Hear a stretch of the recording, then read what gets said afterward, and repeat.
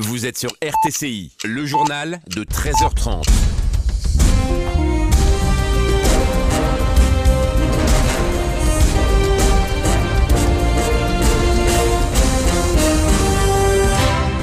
Mesdames et messieurs, bonjour. L'UTICA et l'UGTT se livrent à une nouvelle épreuve au sujet des augmentations salariales pour 2016-2017. Nous y reviendrons. Étincelle d'espérance dans le secteur du tourisme et de l'artisanat. Le paquebot allemand Europa accoste ce matin au port de la Goulette avec à son bord plus de 700 passagers. L'armée mène un raid aérien, ça même sur des zones où se cachent des groupes terroristes. Syrie, 20 rebelles tués dans une explosion à la frontière turque. Météo, des valeurs élevées sous un ciel couvert.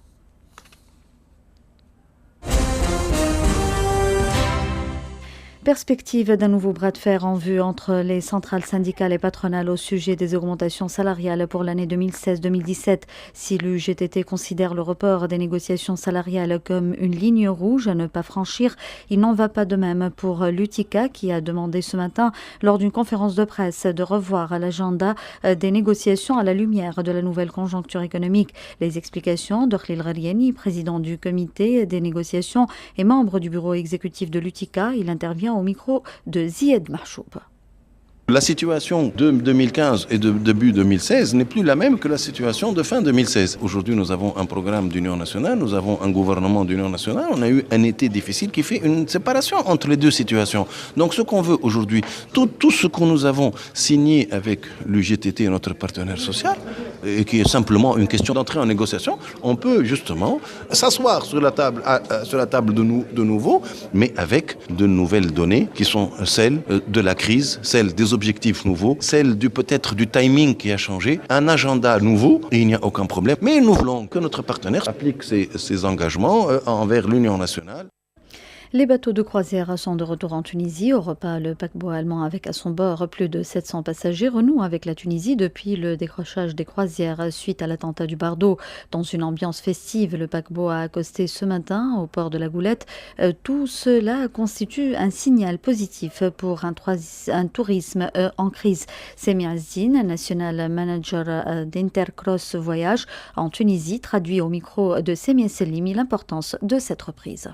Le bateau a accosté à 9h du matin. Il y a eu à bord 710 passagers et à peu près 180 passagers sont partis en excursion vers les différents sites archéologiques comme Carthage, Sidi Bou Saïd, la Médina de Tunis. On a programmé des excursions de demi-journée. Il y a eu aussi quelques tours privés avec des petits groupes. Effectivement, il y a eu des mesures sécuritaires au niveau du port, au niveau de l'accès, au niveau des sites archéologiques aussi, donc au niveau des itinéraires. Je tiens à remercier vraiment tout le corps de la police, de la douane, l'office du port. Donc vraiment, on a senti ce matin tous les clients souriants, contents de partir en excursion. Ça va faire un effet positif, le fait d'avoir l'Europa à la Goulette au mois d'octobre. Donc comme ça peut ouvrir la porte large devant les autres armateurs pour au moins pour 2017, pour encourager les cruise lines de reprogrammer la Tunisie en 2017. Les grandes compagnies internationales de croisière n'ont toujours pas donné de date de reprise de leur escale en Tunisie, mais l'arrivée du paquebot Europa aujourd'hui sera suivie prochainement par l'arrivée d'autres armateurs et croisiéristes, assure Semi Azdin. Pour le moment, on a quelques escales prévues avec d'autres armateurs janvier, février, mars. Je ne peux pas vous dire quel armateur, mais c'est pas MSC, c'est pas Costia, c'est pas Costa, c'est d'autres armateurs. Et on est en train de travailler avec l'aide de tout le monde, donc pour convaincre d'autres cruise lines et avec les autres tour opérateurs ici basés en Tunisie, pour convaincre d'autres armateurs de venir. Le fait de faire un focus sur la Tunisie, c'est pas un faux problème, mais là on remarque que le phénomène du terrorisme, il est partout. Donc on a vu la Turquie, on a vu beaucoup de destinations qui ont été touchées par ce phénomène, mais là on a mis en place des actions, on a mis en place beaucoup de procédures pour faire face à ce phénomène au niveau du port, des sites archéologiques et partout dans tout le territoire tunisien, et c'est un signe positif pour encourager les croisiéristes à programmer la Tunisie pour la prochaine saison. L'armée nationale a mené ce matin un raid aérien sur le mont Brino, non loin de Foussena, où des terroristes ont été repérés récemment par la population et sur la base de rapports d'écoute téléphonique. Le point avec notre correspondant Jamel Tibi.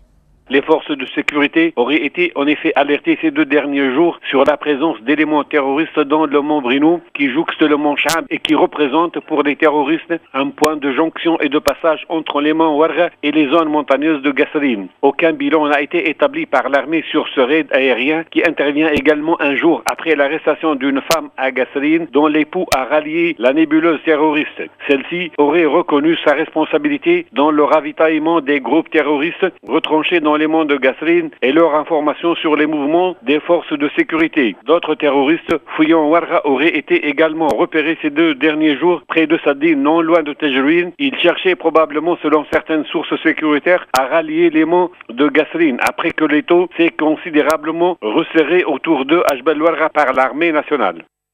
L'organisation iWatch a l'œil sur les promesses du chef du gouvernement Youssef Chahed lors d'une conférence de presse aujourd'hui à Tunis. iWatch annonce le lancement du site chahedmeter.org, une initiative qui va permettre aux citoyens de suivre la réalisation des promesses du chef du gouvernement lancées devant le Parlement et lors de son interview sur la chaîne nationale. Henda Falleh, coordinatrice de iWatch, au micro de Salwa Arfewi. Le site contient 96 promesses qu'on a divisées sur 11 catégories. Les plus importantes, on y trouve 16 promesses qui concernent le développement et l'employabilité. Il y a 23 promesses qui concernent la finance et l'économie. On y trouve aussi 22 promesses qui concernent les municipalités, le domaine social. Le plus important pour nous aussi, parce que pour la première fois qu'on trouve une catégorie dédiée à la corruption, la lutte contre la corruption. Donc la mise à jour du site, on va les publier en janvier 2017, puisque la plupart des promesses lancées, Monsieur le ministre tient à les réaliser vers la fin de 2016. La société civile continue d'innover avec le démarrage officiel aujourd'hui d'une campagne de sensibilisation destinée à promouvoir le respect et l'application de la loi. Lancée sur les réseaux sociaux par le célèbre groupe On a été embêté pour vous, cette nouvelle action citoyenne entend réveiller la conscience citoyenne des Tunisiens. Membre du collectif, Atf Shahar Bouatour nous en parle au micro de Aïssa Khraichi.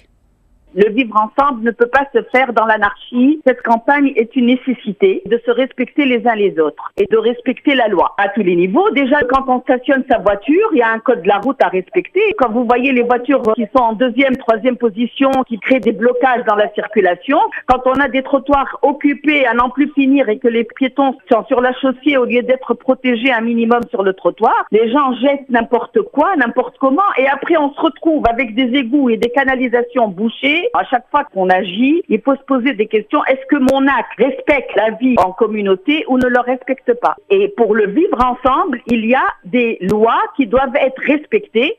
Si elles ne sont pas respectées, il y a des lois à appliquer. Mais le fléau que nous avons, c'est une sorte de contamination pour le non-respect de la loi. Alors renversons la vapeur. Quand il y en a 10 qui brûlent le feu rouge, en tant que citoyen, je ne le brûle pas. Je me désolidarise de ces gens qui ne respectent pas les lois par notre comportement. C'est ça le but de la campagne. Les Tunisiens désireux participer à cette action peuvent, en signe de soutien, modifier leurs photos de profil et de couverture ou encore signer un manifeste que vous retrouverez en ligne sous les hashtags « Respectez la loi »,« Appliquez la loi ». Les unités de la garde nationale de Tbolba relevant du gouvernorat de Monastir sont parvenues à interpeller 11 personnes qui comptaient franchir clandestinement les frontières maritimes. Les individus âgés de 17 à 27 ans étaient retranchés dans une maison dans la région d'Orsaralel et étaient chacun en possession d'une somme de 650 €.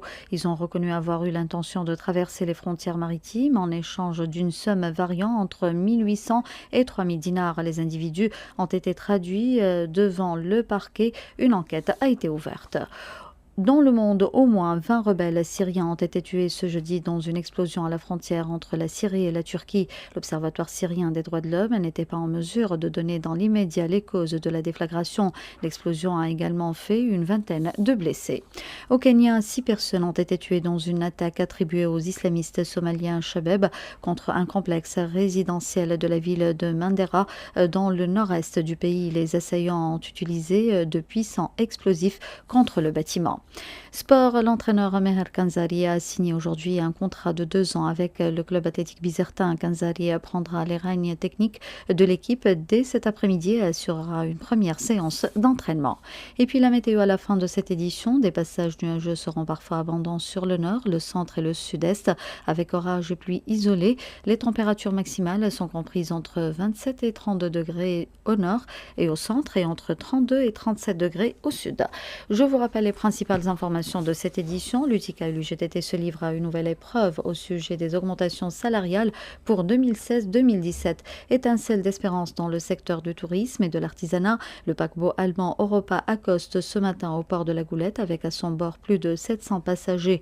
Et puis l'armée mène un raid aérien à Samem sur des zones où se cachent des groupes terroristes. Ainsi prend fin cette édition. Merci de nous avoir prêté attention. L'équipe de la rédaction vous donne rendez-vous à 15h pour un flash d'actualité. Restez à l'écoute de RTCI.